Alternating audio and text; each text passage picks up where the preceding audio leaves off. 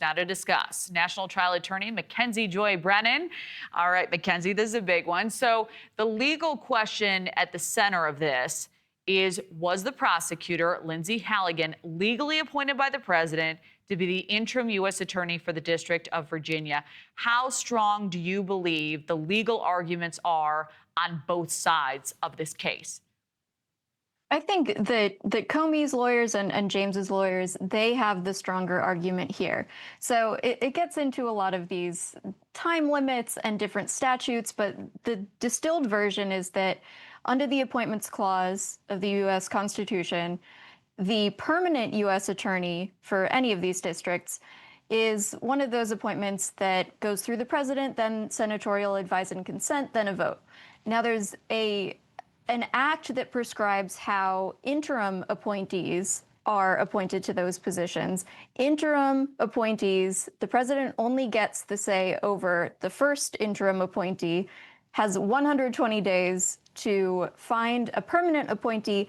If he hasn't by then the role goes to the district court, the local district court, to pick someone else to take that interim position. Now, Halligan is the successor to somebody who already was an interim appointee. And like the statute says, you don't get two interim appointees in a row. This should have gone to the local district court to fill that role after her predecessor was allegedly ousted. Yeah, and making the argument, what's the point of the statute in the first place if it can just be extended in this way? So the judge is anticipating reaching a decision by Thanksgiving.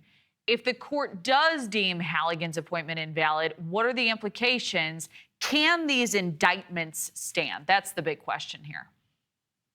Likely not. These motions to dismiss were motions to dismiss with prejudice, which means that they cannot be brought again. Now, part of the reason why Trump was really pushing for these indictments to happen when they did was that they were already pushing up against the statute of limitations when the first indictment was brought. So even if you didn't have the with prejudice piece, and there's also a motion to dismiss based on vindictive and selective prosecution, which is also a fairly strong grounds for that motion. So you got all these grounds for dismissal, probably a dismissal with prejudice if it happens, and all these reasons why the underlying charge itself was going to be time barred and was weak to begin with. So Lindsay Halligan, she went alone into these grand juries, was the only one to sign on to the indictments. How does that factor in as well? Yes. The standard for the vindictive prosecution, for example, doesn't require just that the prosecutor herself, the immediate person who signs off on the indictments, et cetera, that they have the vindictive animus. It actually looks at the highest official who shows animus and whose decision it was to pursue this prosecution.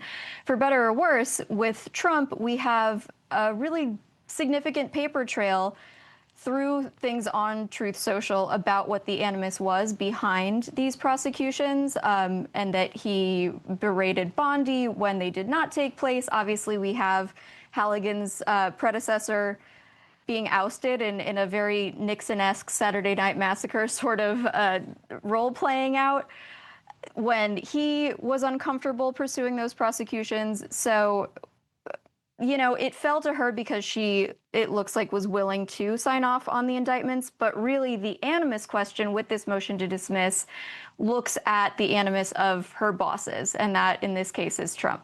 We have about 30 seconds left, and we know they have a history as well. She joined his legal team around 2022, so there are questions about their relationship prior. The DOJ is saying the dismissal of these cases isn't the only path forward here. What might the other alternatives look like, Mackenzie? Boy, I'm not sure what their plan would be.